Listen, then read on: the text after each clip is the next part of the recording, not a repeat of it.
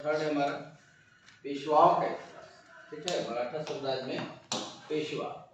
तो पेशवा जो है अभी हम क्लास सेकेंड में बताए थे मराठा प्रशासन।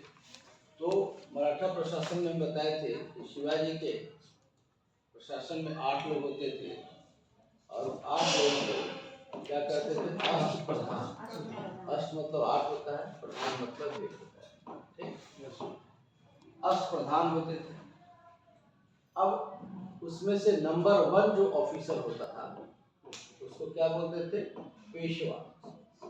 3 ऑफिसर बहुत ताकतवर होते थे। एक पेशवा, दूसरा एक होता था ताकतवर अमात्य जिसको मजमुआदार भी बोलते थे, जो फाइनेंस मिनिस्ट्री देखता था। और तीसरा जो होता था सर ए नौबत, सेनापति। सर ए नौबत जो होता था वो सेनापति होता था। ठीक है, ये सेनापति। तो शिवाजी के 8 प्रधान अष्ट प्रधान में ये लोग 3 लोग होते थे। तो क्लास का खत्म हो गया, एक सेशन खत्म हो गया और दूसरा क्लास रिकॉर्ड करे नहीं, एक सेशन खत्म हो गया, 10 मिनट का गैप भी दे दिया। तुम लोग लेट आ सकते हो ना, हमारा तो क्लास रहता है। आप लोग आधा घंटा लेट आएगा तो मत समझिए कि मेरा कोई क्लास नहीं, तो क्लास है, तो डिजाइन क्वेश्चन था रहता है। तो 3 लोग होते थे।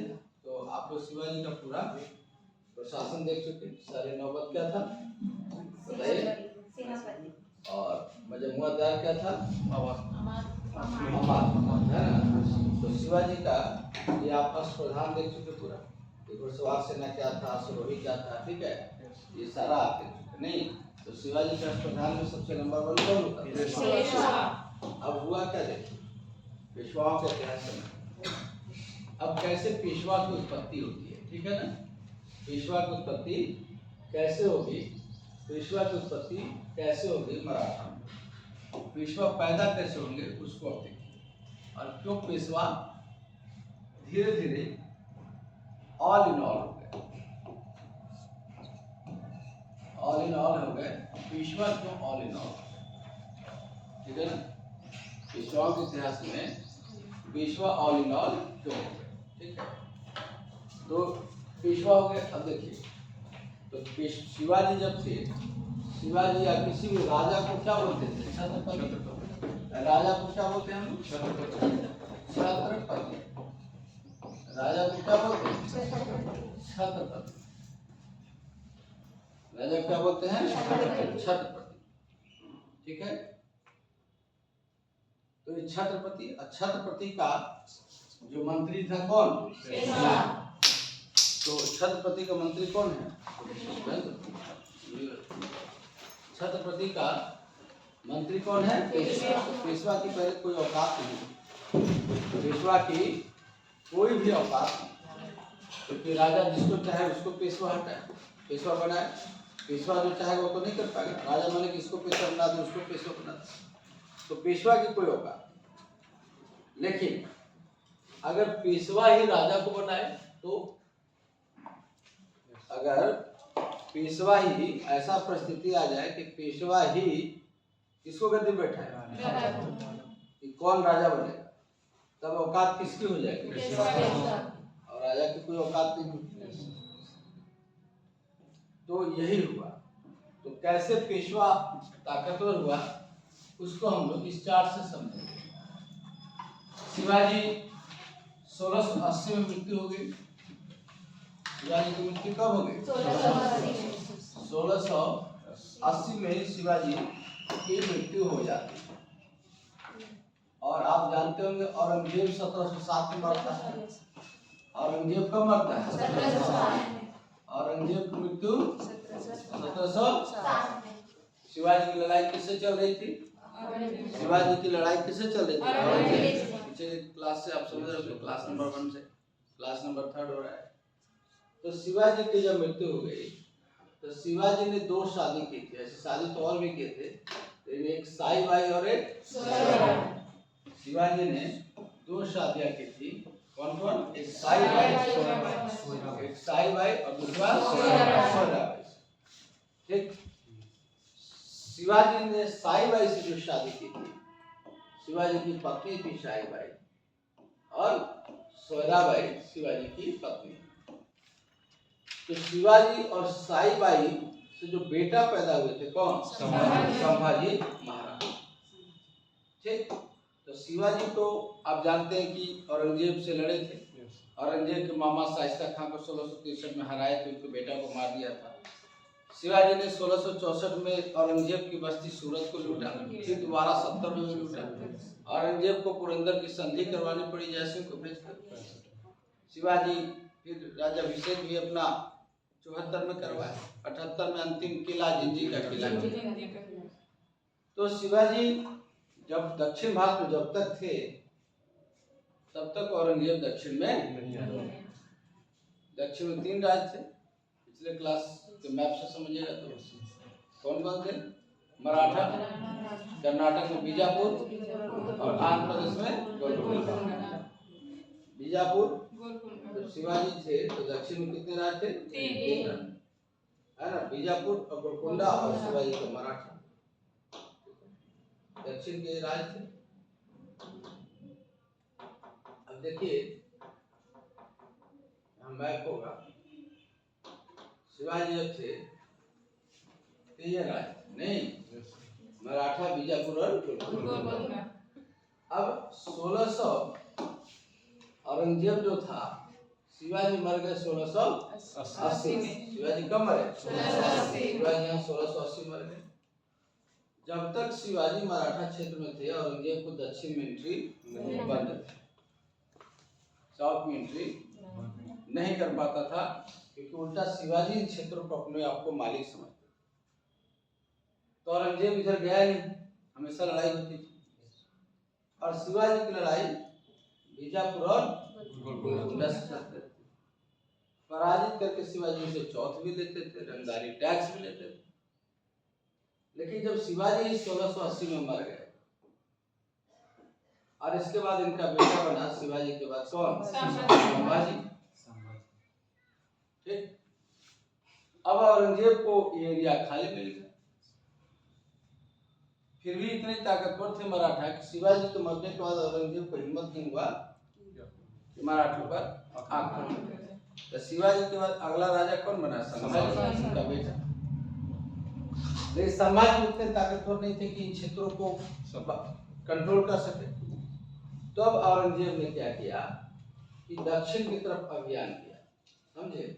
और औरंगजेब ने 1686 में किसको जीत लिया? बीजापुर।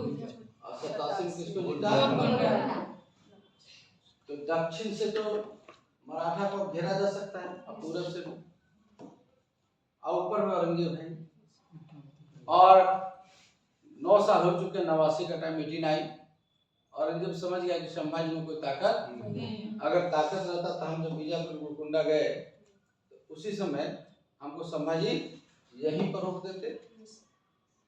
तब जब दोनों तरफ से जीत लिया तो इधर से भी सेना, इधर से भी सेना, ऊपर 3 तरह से घेरा जा सकता है। और तब जाकर औरंगजेब ने संभाजी पर क्या किया? कहा जाता है कि औरंगजेब का एक बेटा था जिसका अकबर द्वितीय नाम था, सेकंड अकबर सेकंड। वो विद्रोह किया था और आके इसी जगह पर था। तो संभाजी ने उसको क्या दी थी? संरक्षण दिया था, सुरक्षा दी थी। तो औरंगजेब इसीलिए संभाजी पर आक्रमण किया। जबकि बात ये नहीं है, बात पॉलिटिकल ही है, सबको कब्जा करना ही था। तो औरंगजेब ने 86 में बीजापुर को जीता और 87 में किसको जीता? और अंतिम औरंगजेब ने 1689 में किस पर आक्रमण किया? किस पर आक्रमण किया? संभाजी पर। और संभाजी पर आक्रमण ही नहीं किया, संभाजी को मार डाला। संभाजी को क्या किया? 1689 में औरंगजेब ने संभाजी को मार डाला। और इनकी पत्नी, इनका बेटा शाहू महाजी महाराज है ना, और इनकी पत्नी यशुबाई। यशुबाई मतलब माँ बेटा दोनों को, इनको लेके कहाँ चला गया? दिल्ली। कहाँ लेके चला गया? दिल्ली। तो संभाजी मर ही गए, संभाजी मर ही गए। अब माँ बेटा को लेके चले गए, एक एरिया तो खत्म,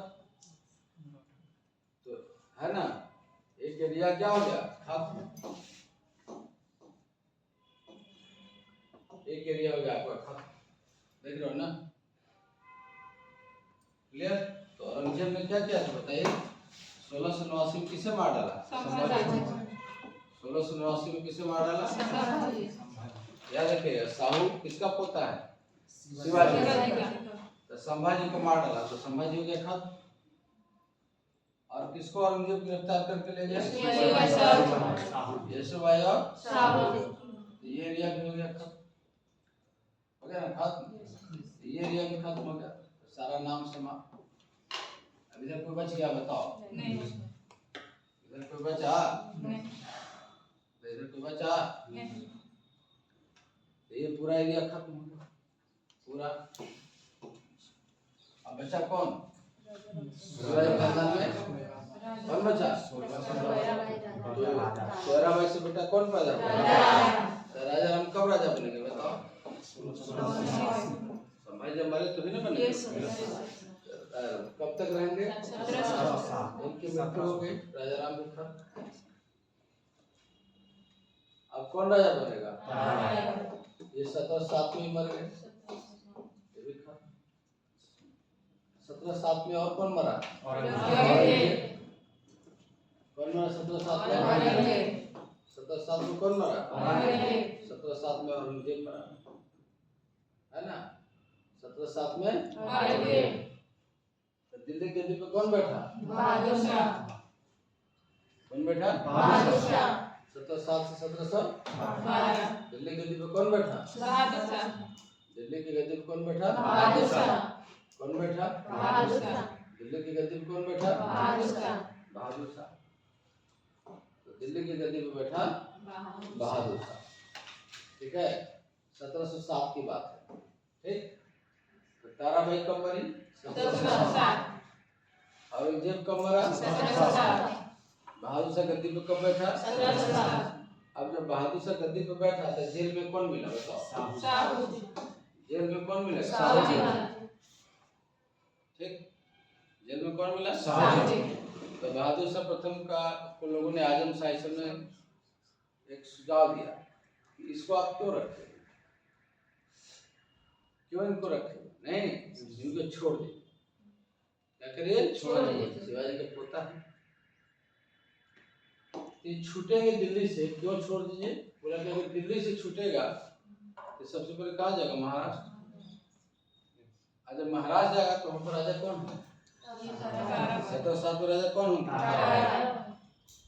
तो अधिकार तो इसी का था, मैं बेटा ही राजा बनता ना, तो जब दिल्ली से महाराष्ट्र आया तो घर में कोई और रह रहा था, राजा कोई और बना हुआ था, तो ये आए तो इनके पास कोई ताकत है नहीं, खैर जो भी हो, ये आए तो राजा इनका अधिकार था, तो लड़ाई किससे होगी, एक युद्ध हुआ खेर का, खेर के युद्ध में साहू ने ताराबाई को खदेड़ खदेड़ के भगाया,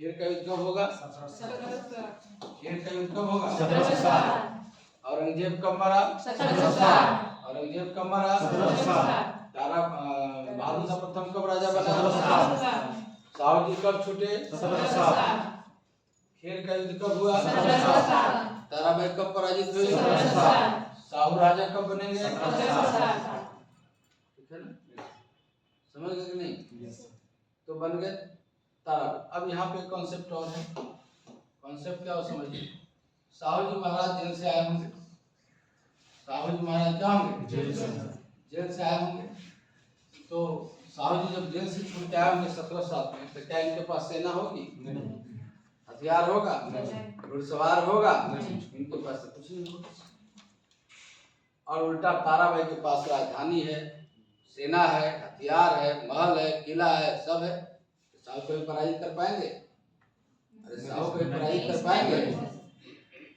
जेल से आए तो लड़ने लगेंगे, अरे कहीं पराजित कर पाएंगे साहू, तो इनको कुछ लोग साथ दिए होंगे, वैसे लोग साथ दिए होंगे जो मजबूत रहे होंगे, और ताराबाई से इनका पड़ता नहीं होगा, या इनके परिवार के करीब रहे होंगे।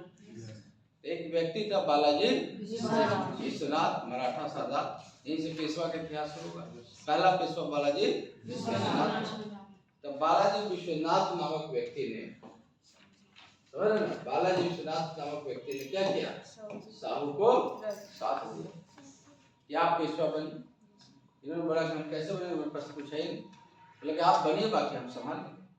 तो ताराबाई से जो जो संतुष्ट मराठा सेनापति या सैनिक अधिकारी रहे, वो सब किससे मिल गए, अब साहू को सेना बन गया। बालाजी अब साहू के नाम को इन्होंने छत्रपति घोषित कर दिया, और साहू जी महाराज घर पर हैं, सेना लेके कौन चला गया, बालाजी विश्वनाथ।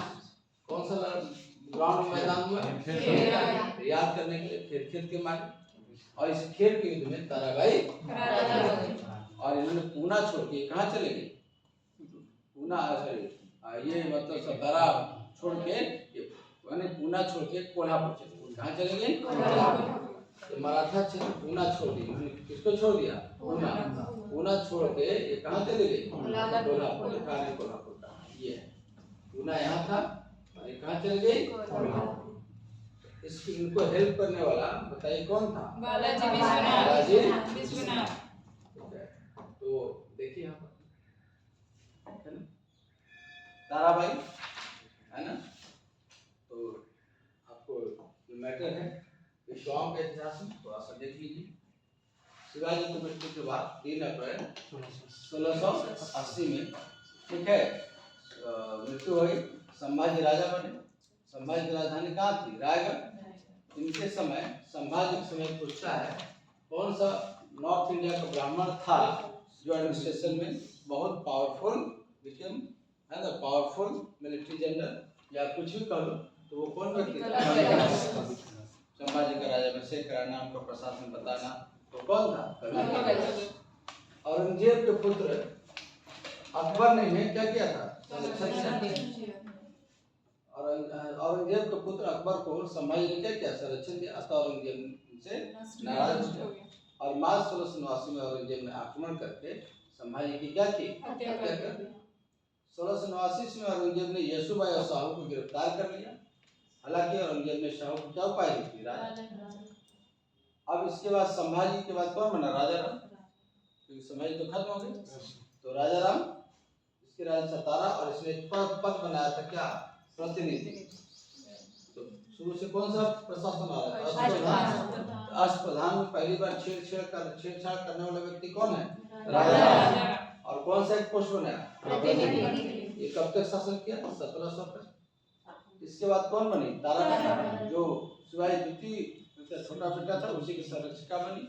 1707 में औरंगजेब की मृत्यु हुई। जुल्फिकार खां और आजम शाह के कहने पर साहू को कैद से छोड़ दिया गया। इस समय मुगल सम्राट कौन था, बहादुर शाह। इसी समय मराठा में विलीन हो गए। अब साहू जी आए 1707, राजधानी सतारा। 1707 में खेल का युद्ध हुआ, ताराबाई पराजित हुई, भागकर कहाँ चली गई, बालाजी विश्वनाथ को सेनापति के पद पर नियुक्त किया गया, सेनापति। तो कौन व्यक्ति था, बालाजी विश्वनाथ। अब आगे चल के, क्योंकि साहू को राजा बनाने में किसका हाथ था, बालाजी विश्वनाथ। तो बालाजी विश्वनाथ को क्या बना दिया, पेशवा।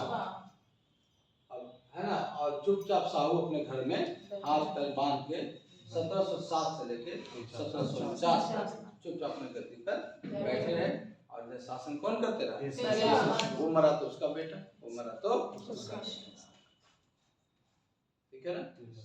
तो औरंगजेब के बाद फिर शिवाजी के मरने के बाद जैसे जैसे हो गया था, साहू गिरफ्तार हो गए, चले गए, संभाजी मारे गए, एक तरह से मराठा तो खत्म हो गया था। तो दोबारा मराठा को स्थापित करने किसका योगदान, इसीलिए इसको second founder of the Maratha empire.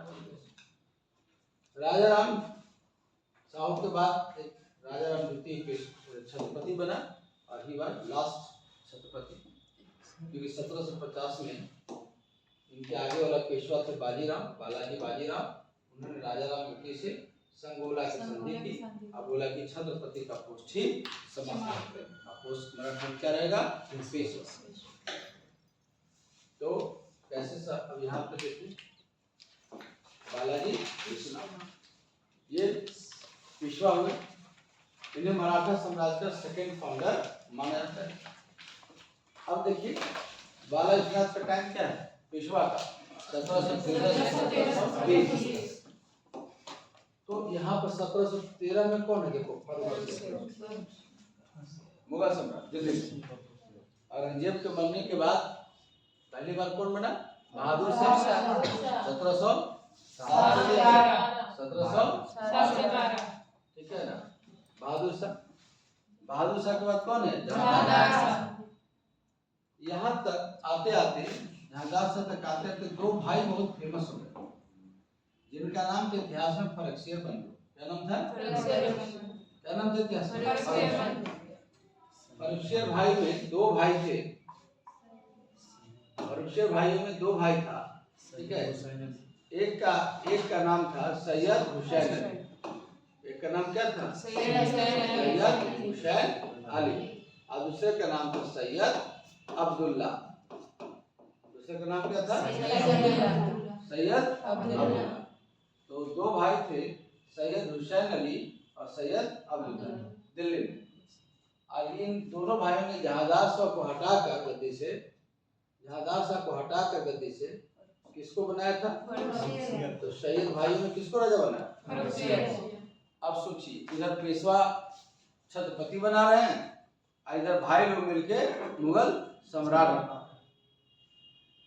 तब फर्रुखसियर को सैयद हुसैन अली और सैयद अब्दुल्ला ने क्या किया राजा बना दिया। तो फर्रुखसियर ने बदले में सैयद हुसैन अली को सेनापति उधर मुगल वाला में सैयद हुसैन अली को क्या बनाया सेनापति और एक भाई को वजीर बना दिया प्रधानमंत्री। ये भी खुश। कुछ दिन होते होते दोनों भाइयों से फर्रुखसियर को रखना बंद हो गया है ना। फर्रुखसियर वैल्यू देना बंद कर दिया।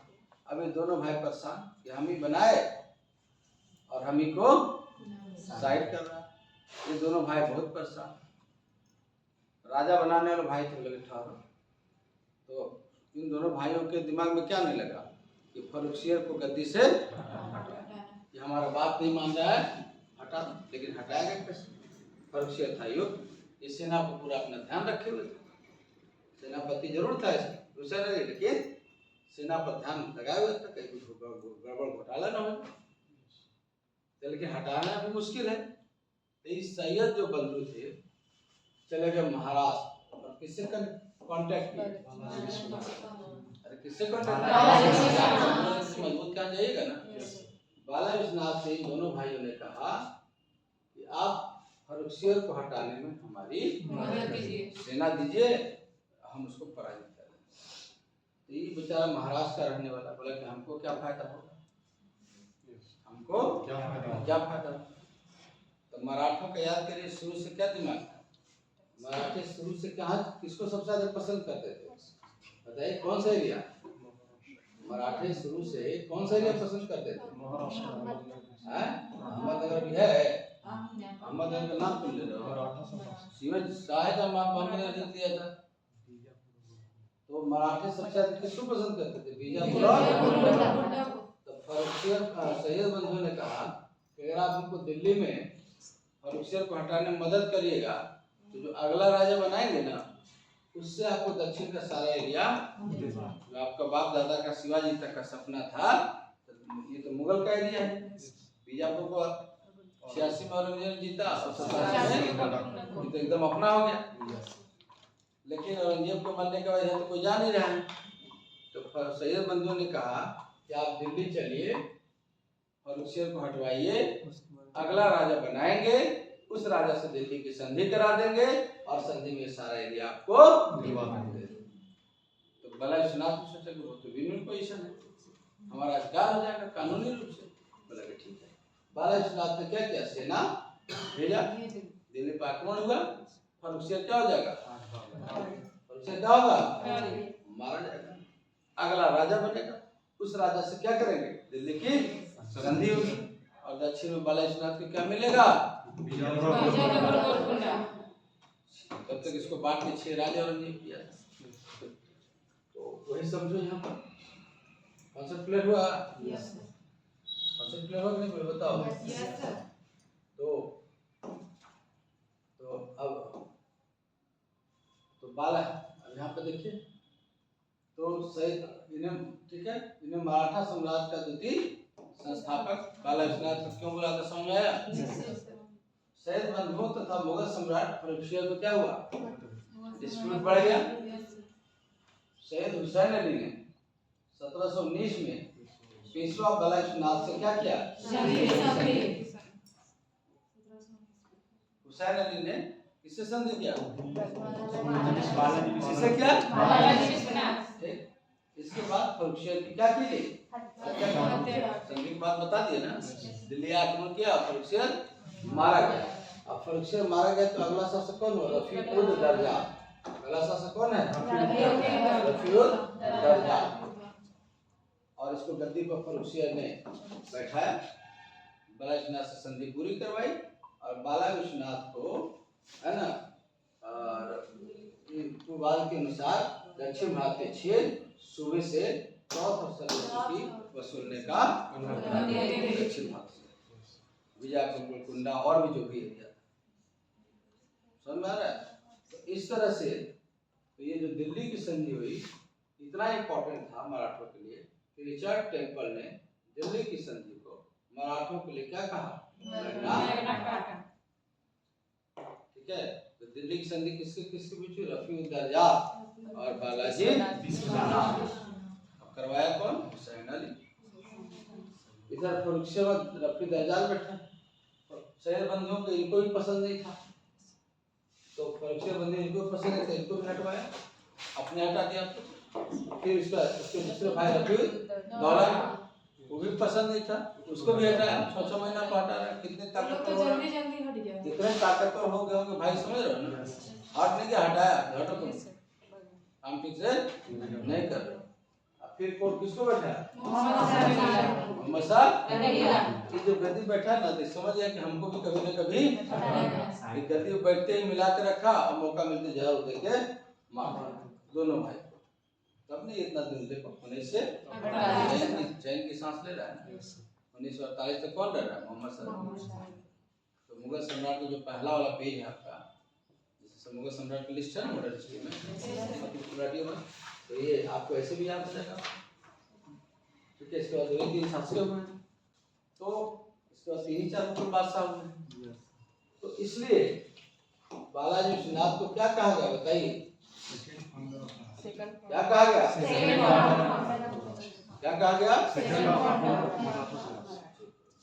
अब बालाजी विश्वनाथ के बाद कौन गद्दी बैठेगा बताओ? बाजीराव।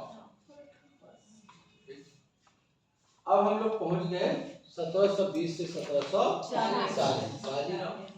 इसके बाजीराव के बाद आपको अगला पेशवा कौन बनेगा? बालाजी। कौन बनेगा बताइए? कौन बनेगा? बालाजी बाजीराव। तो इसका पेशवा का नाम याद रखना है, आपको हम बता रहे हैं कोड। ठीक है। देखिए पहले 3 पेशवा का नाम याद रखें। क्या है? बालाजी विश्वनाथ, बाजीराव, बालाजी। तीनों पेशवा हुए आपके?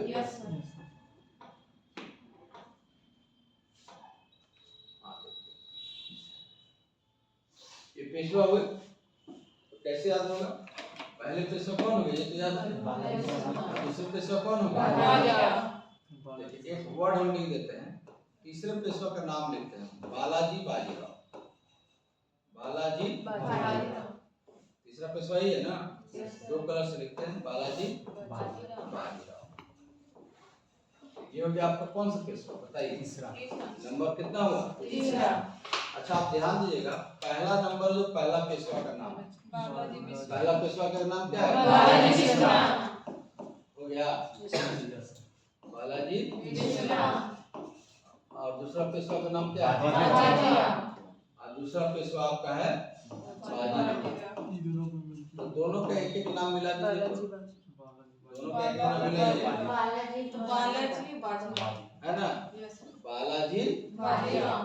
ये हो गया 1, ये हो गया 2, ये हो गया 3। क्या ये 1 हो गया, ये हो गया 2 और दोनों मिला दिए तो 3। अगर बालाजी विश्वनाथ याद है, बालाजी विश्वनाथ याद है, अरे सॉरी बालाजी बाजीराव याद है, तो ये हो गया बालाजी विश्वनाथ बाजीराव बालाजी। उसी तरह से अगला जो पेशवा देखिएगा, अगला क्या है? माधव। अगला पेशवा क्या है? माधवराव। और फिर पेशवा क्या है? नारायण राव। पांचवा पेशवा कौन हो गया? नारायण राव। ठीक है, दोनों का नाम मिला दिए तो क्या हो गया? माधव नारायण। छठा पेशवा हो गया आपका माधव नारायण। ले लीजिए ये वाला और ये वाला, माधव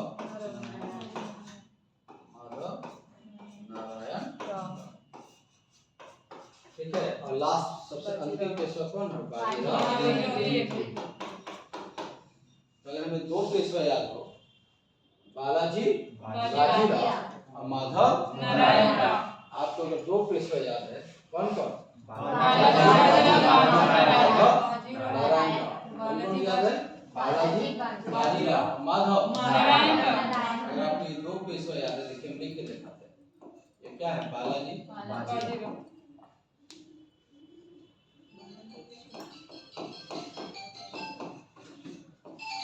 बालाजी बाजीराव। तो बताइए कौन पेशवा का नाम है?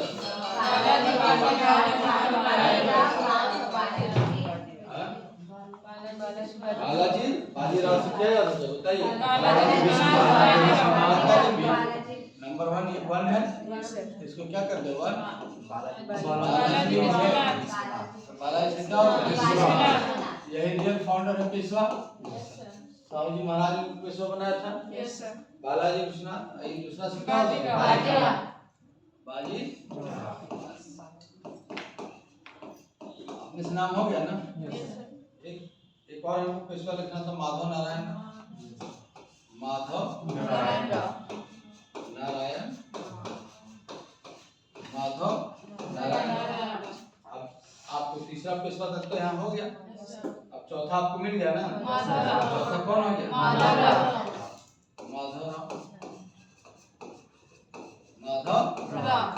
गाँव कॉमन है। और अगला कौन है? नारायण।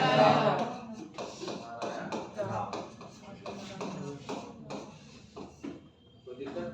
छठा पेशवा सबको हो गया? बाजीराव हो जाएगा। सबको याद हो जाएगा ना? Yes sir. तो आइए हम लोग देखते हैं। ठीक है, बाजीराव को छत्रपति कौन है? साहू जी महाराज। तो डेट भी देखेंगे कि छत्रपति कॉमन है कैसे। छत्रपति देखिए 1749 का कौन है? साहू जी महाराज।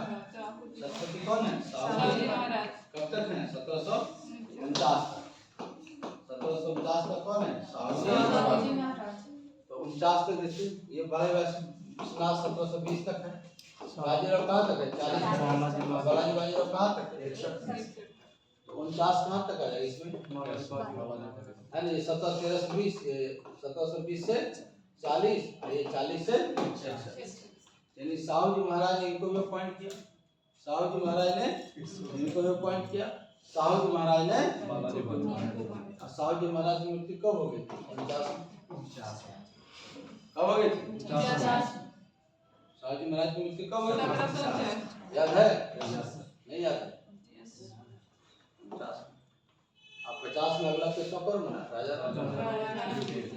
बाजीराव ने कौन सी संधि की? संगोला। छत्रपति का पद छत्रपति का पद खाली कौन रहेगा?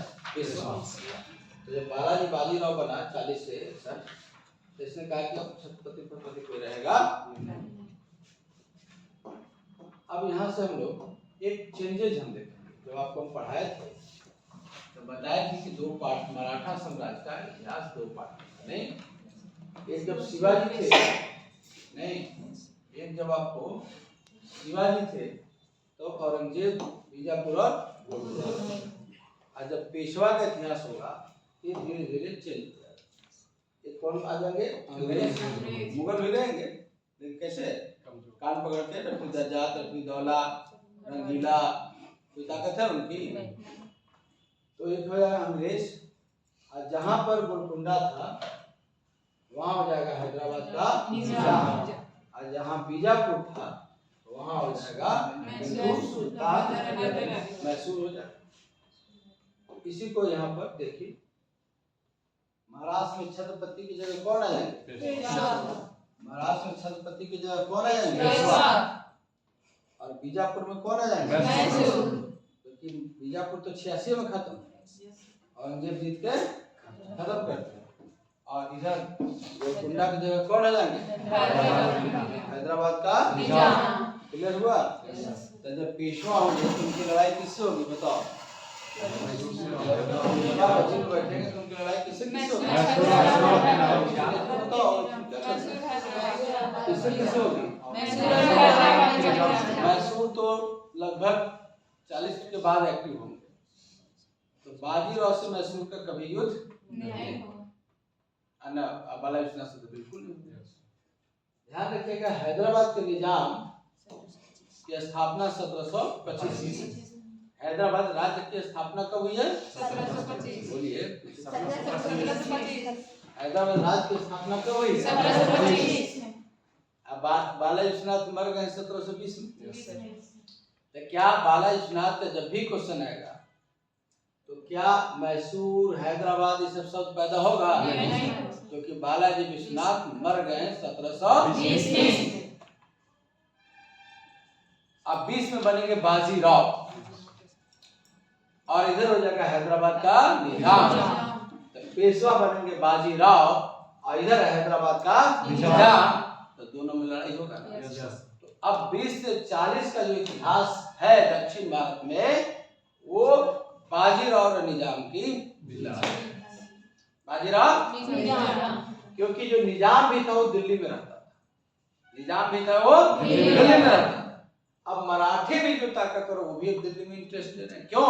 कि बालाजी विश्वनाथ के समय से ही दिल्ली की संधि हो चुकी थी और दिल्ली से बहुत सारा सुविधा दे चुके थे। जब जब अगला कोई सम्राट बनेगा तो मराठों की सुविधा छीनना चाहेगा, लेकिन मराठे हमेशा इसलिए दिल्ली में भी अपना प्रभाव रखना चाहेंगे। और ये निजाम दिल्ली से आया था, मोहम्मद सरंगीला का बड़ा ही क्लोज था, तो ये भी दिल्ली में इंटरेस्ट है। आने जाने का रास्ता दिल्ली यही है। अगर इस पर मराठा कब्जा करेंगे तो तकलीफ किसको होगा? और मुगलों को भी होगा। अब मराठा का टारगेट इस पर कब्जा करना, निजाम का टारगेट इसको ओपन रखना। होगी दोनों की लड़ाई, और लड़ाई की जगह ये एरिया भी है, और लड़ाई की जगह दिल्ली की संधि के द्वारा दक्षिण के 6 राज्यों से मराठों का चौथ वसूलना। अब हैदराबाद का निजाम जब बनेगा तो कहेगा हम चौथ नहीं देंगे, तो बाजीराव कहेगा ये तुम्हारे बाप परदादा ने ही हमको रजिस्ट्री किया है, दिल्ली की संधि का तुमको तो देना पड़ेगा, लड़ाई तो होगा ही। अगला जो बाजीराव का काल है 1720 से 1740, उसमें आपको पेशवा और निजाम इनसे लड़ाई क्लियर है। तो देखते हैं क्या होता है। अब देखिए भारत का मैप क्या होता है। ये है भारत का मैप। भारत औरंगजेब के मरने के बाद बिखर चुका है। क्या है भारत समझिए, दिल्ली में है मुगल सम्राट, पंजाब में सिखों का राज, राजा रणजीत सिंह, और ये है दिल्ली के बगल में अवध का नवाब है ना, जहाँ के संस्थापक था सादत खान 1722 से 1740। बाजीराव का कंटेम्पररी। सादत खान मरेगा तो सफदरजंग बनेगा, सफदरजंग बनेगा तो सुजाउर दौला।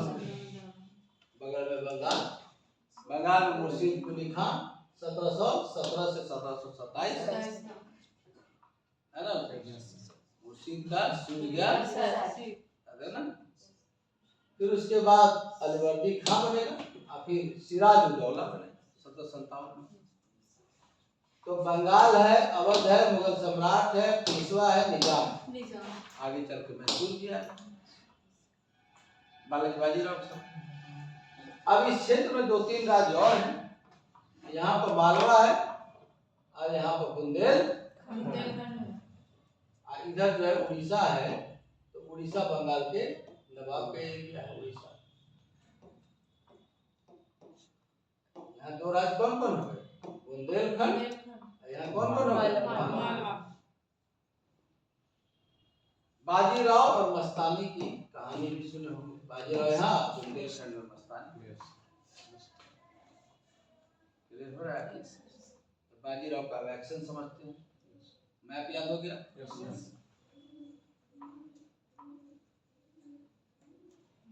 देखिए पॉइंट बाय पॉइंट हमने समझाया है बाजीराव। ठीक, मैप इस पेज में है नहीं तो मैप को हम लोग ये मैप को यूज करेंगे। ठीक है ना, समझ रहे ना? ये मैप को हम यूज करेंगे। क्लियर? बाजीराव, निजामुल मुल्क, बीजापुर गोलकुंडा तो रहेगा नहीं, मैसूर नहीं बाजीराव समय, मालवा, बुंदेलखंड, ठीक है, और आपको मुगल सम्राट, अवध का नवाब, बंगाल का गुजरात। ठीक है, ये मैप समझ में आ गया? पीडीएफ सबके पास है। अब बाजीराव का एक्शन देखिए। नंबर 1 से चलते हैं। पॉइंट नंबर 1 वहां पर है। पॉइंट नंबर 1 मराठा छत्रपति तीनों का नाम डाल दिया। मराठा साहूजी 1720 से 1740। पेशवा बालाजी विश्वनाथ खत्म हो चुके हैं, बाजीराव बैठे। बाजीराव जैसे बैठे 1720 से 1740 हैदराबाद में नया राज्य की स्थापना कर दी है। कौन? निजामुल मुल्क। आपको हैदराबाद वाले वीडियो कर्नाटक के भी पढ़े थे। अब निजाम गद्दी पर बैठा, इधर बाजीराव हमेशा टैक्स मांगता रहता था बाजीराव निजाम से। तो निजाम के एक और व्यक्ति मिल गया था कोल्हापुर, जहाँ ताराबाई भागी थी खेत के युद्ध के बाद। उनका बेटा भी था शंभू जी। तो निजाम क्या करता था कि कोल्हापुर गुट को मिला लिया और बार बार इधर लूटपेच करवाते रहता। तो निजाम को बाजीराव से दुश्मनी है और तारा भी बेटा को लेकर बाजीराव से लड़के भागी थी, मतलब विश्वनाथ से। तो बेटा दुश्मन तो चलते रहेगा। तो निजाम हमेशा चाहता था कि कोल्हापुर को मिले और इनके माध्यम से बाजीराव को लूटपेच क्लियर हुआ। इनके माध्यम से क्या करें, निजाम चाहता था कि कोल्हापुर को ताराबाई यहीं कहीं भाग गए खेत में। उसके बाद तो निजाम किसको मिला के रखा? निजाम कोल्हापुर को मिला के रखना चाहता, समझे? ठीक है। अब कुछ भी बाजीराव इधर उधर जाता तो निजाम इनको करवा के आक्रमण करवा देता साहू पर। तो पहला लड़ाई वही पर हुआ। निजाम ने कोल्हापुर को शंभू जी को सपोर्ट किया। बाजीराव फर्स्ट जब कर्नाटक गया था नीचे बीजापुर में एरिया में, तब शंभू जी ने साहू को क्या किया? वही शंभू कहाँ? कोल्हापुर में रहता। हेल्प कौन करेगा? निजाम। अरे समझ में आ रहा है भाई? सपोर्ट कर रहा है। परेशान कैसे? निजाम ने मिलिट्री सपोर्ट दिया। निजाम का सेना दे। और जब बाजीराव को सूचना तो बाजीराव नीचे से आया और डायरेक्ट वो शंभू जी पर नहीं किस पर आक्रमण किया? साहू पर कैसे भाई? बाजीराव तो साहू का कैसे माल में रहिए रहा। निजाम सीधे किस पर आक्रमण करेगा बताओ? हाँ, बाजीराव किस पर आक्रमण करेगा? निजाम ताकि तुरंत ठीक करते। अब तो लड़ाई हुई, कौन सी लड़ाई? तो बाजीराव और निजाम कौन सी लड़ाई हुई? कौन सी? पराजित हुआ और संधि हुआ मुंशी शिव गांव। कौन सा संधि हुआ? कौन सा संधि हुआ? तो कोड इसका क्या होगा? पीएम पालखेल की लड़ाई और मुंशी शिव गांव की संधि। कोड क्या होगा बताइए? कोड क्या हुआ? पी से पालखेल, एम से मुंशी, बाजीराव निजाम। फिर बुलाया शंभू जी को। बाजीराव तुम बहुत क्या करता था, ठीक से रहो नहीं तो वरना मार देंगे तुमको, है ना? अपने खानदान को से तुमको हम छोड़ दें। ठीक से रहो नहीं तो वरना, ठीक से रहो नहीं तो बोलो, ठीक से रहो नहीं तो वरना मार देंगे। क्या चलेगा? तो वारना की संधि किससे किया? तो बोला कि हाँ ठीक समझ आएंगे, अब हम कुछ करेंगे। इसका अस्तित्व खत्म हो। अभी निजाम रुकेगा, पराजित हुआ तो बदला लेगा। क्लियर हुआ ये पॉइंट? Yes sir. निजाम पर आक्रमण तो पालखेल और मुंशी शिव गांव पीएम पालखेड़ मुंशी गांव 5 PM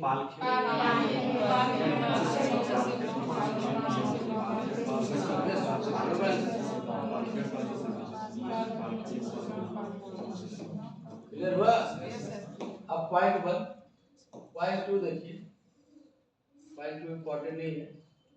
पॉइंट 2 यहाँ गुजरात व्यापार का जगह है, इसलिए गुजरात को बाजीराव ने जीत कर क्या किया, मराठा में मिला दिया। बाकी इसका गुजरात का डिटेल नहीं रखना, कौन गया था क्या गया था, ठीक है ना।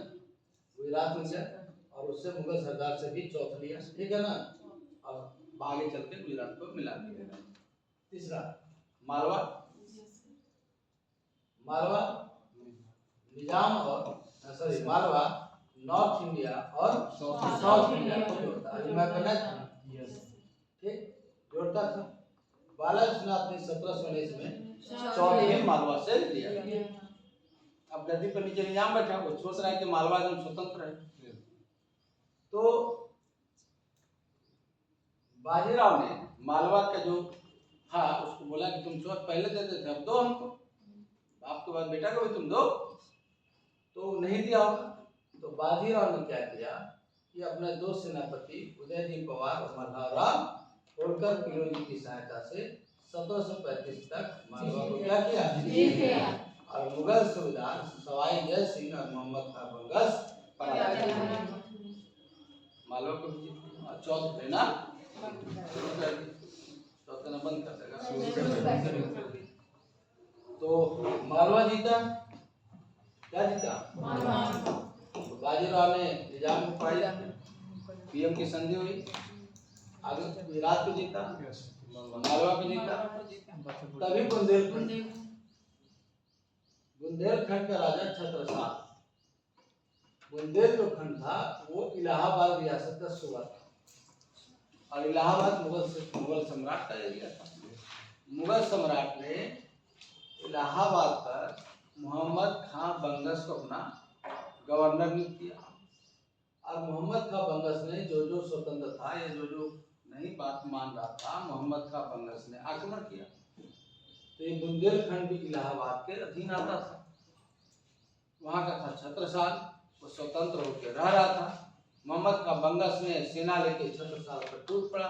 छत्रसाल ने बाजीराव से सहायता मांगी, बाजीराव ने छत्रसाल को सहायता दिया। मोहम्मद खां बंगस पराजित होकर भाग गया और छत्रसाल यहाँ का राजा बना। छत्रसाल ने रात्रि में पूरा एकदम नृत्य और पूरा सभा और पूरा उत्सव का जलसा किया। इसमें नर्तकी थी मस्तानी, वो पसंद आ गई बाजीराव को, हो गया बाजीराव मस्तान। बाजीराव ने शादी करके उसको क्लियर हुआ? नहीं हुआ तो सुनो।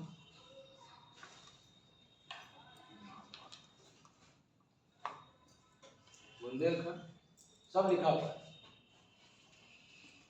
छत्रसाल बुंदेलखंड का क्या था, राजा था। बुंदेलखंड किस सूबा में आता था, इलाहाबाद के सूबा में आता था। इलाहाबाद का गवर्नर कौन बना, बड़ा से पढ़ो नहीं यार, तुम लोग को लगता है पूछते हैं तो 2 मिनट लगता है बताने। इलाहाबाद का गवर्नर कौन बना, ठीक। बाजीराव प्रथम ने छत्रसाल की मदद की, कहानी तो समझिएगा बीच में, और बचाया और छत्रसाल ने जलसा किया। कौन पसंद आई, मस्तानी। बाजीराव ने मस्तानी से शादी करके तभी मूवी बनी थी बाजीराव मस्तानी। छत्रसाल ने बाजीराव को कालपी, झांसी और सागर, देखिए इतना नहीं याद रखना, सीधे एक ही क्वेश्चन पूछेगा कि बुंदेलखंड का शासक कौन है, छत्रसाल, और दूसरा पूछेगा मस्तानी कहाँ के रहते थे, बाकी कहानी गाँव, मोहम्मद खां बंगस, इलाहाबाद का सूबा, सब कुछ नहीं पूछेगा, खाली समझाने के लिए कि सब घटना कैसे आगे बढ़े। कोई प्रॉब्लम बताओ, कोई प्रॉब्लम। निजाम कह रहा है गुजरात जीता, मालवा को भी पराजित करके चौथ सब लेना शुरू किया और अब किसको, जब बुंदेलखंड जब सेना गया हुआ था ना, तब 5वां दिल्ली जो, तो बुंदेलखंड कहाँ पर था बताइए। बुंदेलखंड आप देख रहे हैं अगला मैप में, बुंदेलखंड जो देख रहे हैं, ठीक है, बुंदेलखंड आप देख रहे हो यहाँ पर है और यहाँ पर यमुना नदी बहती है। तो बुंदेलखंड को जीतने के बाद एक चीज हुआ कि बाजीराव के कुछ सैनिक यमुना तरफ जो घूमने चले सब तो अवध इधर है, अवध में सादत खां है, उसके सैनिकों ने क्या किया, इनको खदेड़ दिया। ये तो घूमने गए थे, लड़ने तो गए नहीं थे। अवध के सैनिकों ने बाजीराव के सैनिकों को भगा दिया। ये तो घूमने गए थे, चला लड़ने तो गया नहीं था। और इस बात को अवध के नवाब सादत खां मुगल सम्राट मोहम्मद शाह रंगीला के पास जाके अब खूब क्या है बाजीराव पूछा है, हमारे सैनिक उसको खदेड़ दिया, इससे हमको तो जाना भी नहीं पड़ा, खूब बोलने लगे। आई बात किसको पता चल गया, किसको पता चल गया, बाजीराव को। बोला क्या सही बात है, ठीक है तो दिल्ली देख लेते हैं, बड़ा का तो घर का बन रहा है, बड़ा अपने मजबूत बना, देख लेते हैं दिल्ली कौन बचाता है। बस ये तुरंत क्या किया, दिल्ली पर आक्रमण कर, और इस तरह से दिल्ली का डेट वीवीआई हो गया। मैटर में नहीं लिखा हुआ है, पीडीएफ में है, उतार लीजिएगा 1 to 3। टीचर में इतना नहीं पढ़ाना है, लेकिन हम पढ़ा दिए। तब दिल्ली पर गया, तो दिल्ली पर कब आक्रमण किया, 29 मार्च 1737 दिल्ली पर आक्रमण किया, और दिल्ली को जीत लिया और 3 दिन तक खूब लूटा। अब बाजीराव सोचा जब दिल्ली पर चले हैं तब कुछ लेते चले, तो फिर पैसा से तो लिया ही है ना, 13 लाख रुपए लिया ही, और मुगल सम्राट से कहा कि हमको मालवा तुम दे दो। क्या दे दो, मालवा देगा तो दिक्कत किसको होगा, निजाम को। तो मालवा ले लिया, कहा कि दस्तखत कर दीजिए। अब निजाम का करेंगे, हम मालवा नहीं लेने देंगे, तो निजाम ने अपना मालवा पर आक्रमण करने लगा, कुछ कब्जा किया। तो बाजीराव अब इस बार किसको ठोकेगा, निजाम। तो होगा मालवा में। मालवा की राजधानी कहाँ है, भोपाल। मध्य प्रदेश की राजधानी कहाँ है, भोपाल। तो होगा भोपाल कहीं, तो हुआ भोपाल कहीं। अयुद्ध होगा तो संधि भी होगा, तो संधि हुई दुराई सराय के संधि। कौन सी संधि हुई, कौन सी संधि हुई, तो भोपाल के 1708 दुराई सराय संधि। संपूर्ण मालवा नर्मदा से लेकर चंबल तक किसका हुआ, बाजीराव का, और निजाम से 50 लाख रुपया की लेन हुआ।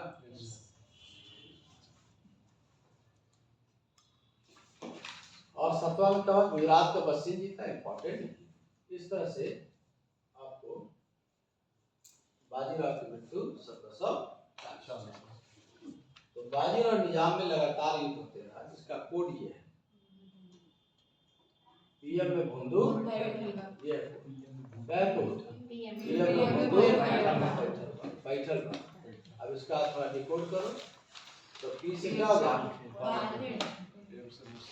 पी से हो गया पालखेड़ का, पी से क्या होगा, पालखेड़। एम से क्या होगा, पीएम पालखेड़ मुंशी 1728 वारना हटा दी, बल्कि है। फिर क्या हुआ, संधि, और अंतिम एक और संधि है, सारा संधि और निजाम से। किसके किसके, केवल बाजीराव, बाकी 17 साल अलग है ना। दिल्ली का 1737 में आक्रमण अलग है। तो बाजीराव और निजाम जो पड़ोसी में क्या युद्ध हो गया, पीएम में भोंदू, पीएम में भोंदू, पी से पालखेड़, एम से मुंशी से गांव, भोपाल।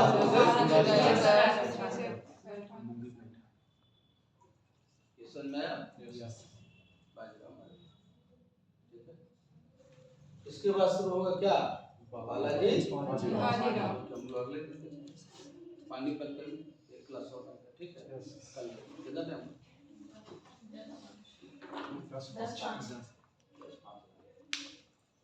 11 बजे क्लास है, ठीक है।